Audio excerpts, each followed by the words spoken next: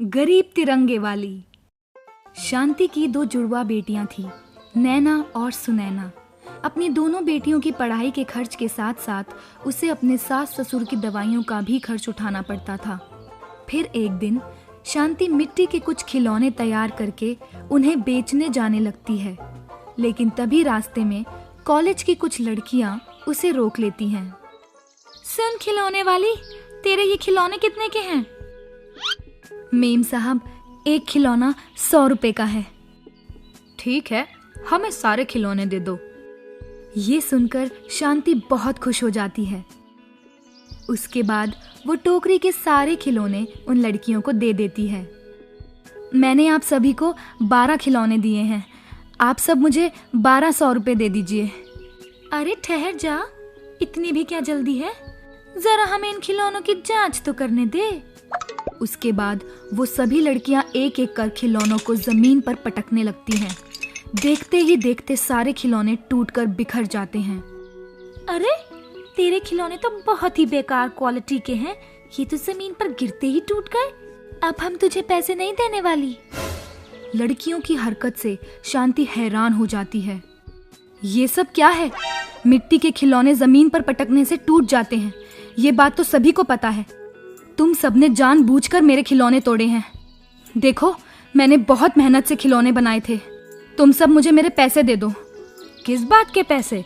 हम तुझे 1 रुपया भी नहीं देने वाले। चल भाग यहाँ से। हाँ, हम तो इसी तरह लोगों को परेशान करके अपना टाइम पास करती हैं। वो सभी लड़कियां संख्या में ज्यादा थी, इसीलिए शांति उनका कुछ नहीं बिगाड़ पाती और वो दुखी होकर वहां से चली जाती है। फिर घर जाने के बाद शांति देखती है कि उसकी सास जोर जोर से खांस रही है और उसके मुंह से खून निकल रहा है। माँ, दादी की तबीयत बहुत खराब है। सुबह से उन्होंने पानी का एक घूंट तक नहीं पिया। हमें इन्हें फौरन डॉक्टर के पास ले जाना चाहिए। हाँ बहू, मुझे किसी अच्छे डॉक्टर के पास ले चल। मेरे शरीर में जरा भी जान नहीं बची।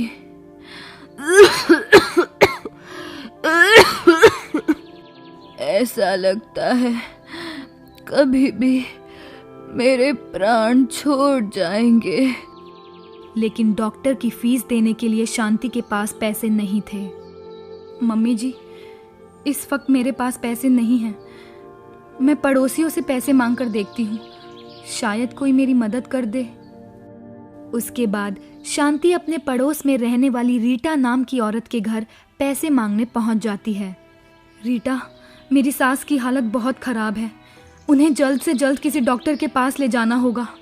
तू मुझे कुछ पैसे उधार दे दे, मैं जल्दी तेरे पैसे लौटा दूंगी।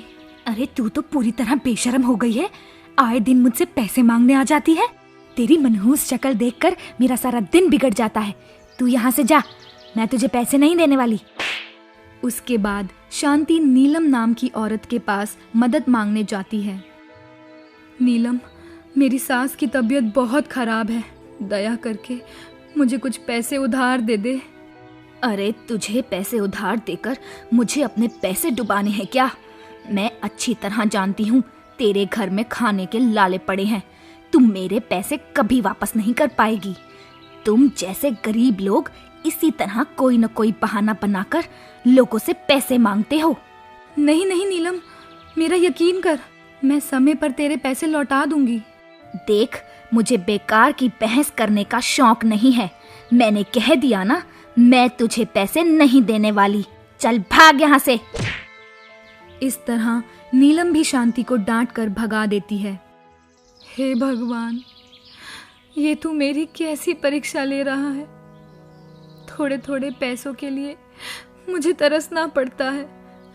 अब मैं अपनी सास का इलाज कैसे करवाऊं? उसके बाद शांति पत्थर के ऊपर बैठकर रोना शुरू कर देती है, लेकिन तभी अचानक उसके पास एक बुढ़िया आती है। क्या हुआ बेटी, तुम इस तरह दुखी होकर क्यों रो रही हो? शांति बुढ़िया को अपने घर के सारे हालात बता देती है। अच्छा, तो ये बात है। देखो, मैं तुम्हें पैसे दे सकती हूँ, लेकिन 1 हफ्ते के बाद तुम मुझे मेरे पैसे लौटा देना। हाँ माँ जी, आप मुझ पर भरोसा रखिए, मैं आपके पैसे लौटा दूंगी। उसके बाद बुढ़िया शांति को कुछ पैसे दे देती है। देखो, पूरब दिशा में जो नदी है उसी के किनारे मेरा घर है। 1 हफ्ते के बाद तुम मुझे मेरे पैसे लौटा देना। पैसे पाकर शांति बहुत खुश होती है और फौरन अपनी सास को डॉक्टर के पास ले जाती है।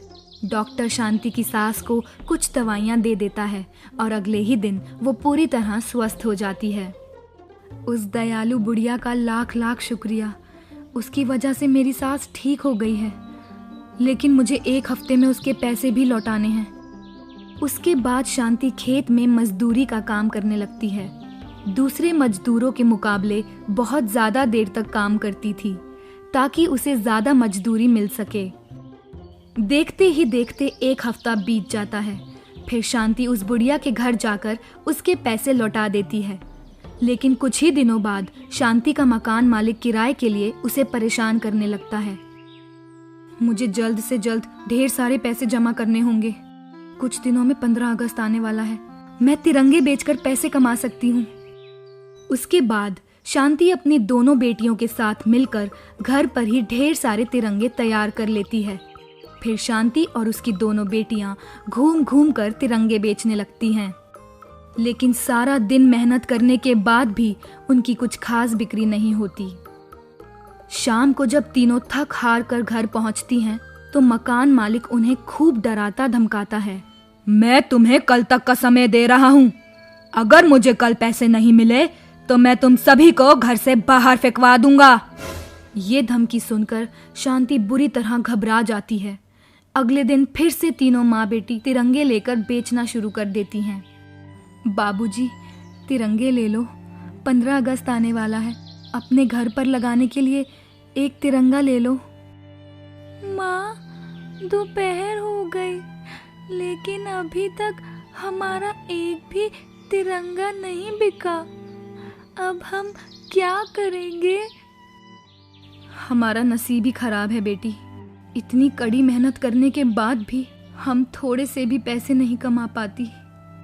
लेकिन तभी अचानक वो बुढ़िया आ जाती है, जिसने कुछ दिन पहले शांति की मदद की थी।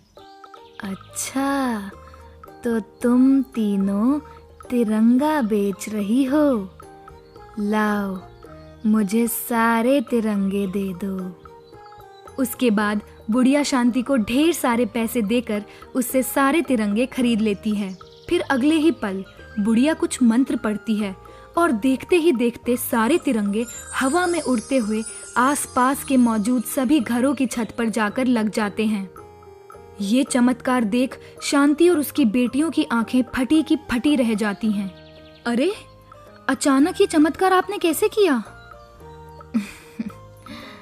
दरअसल मैं एक जादूगरनी हूँ।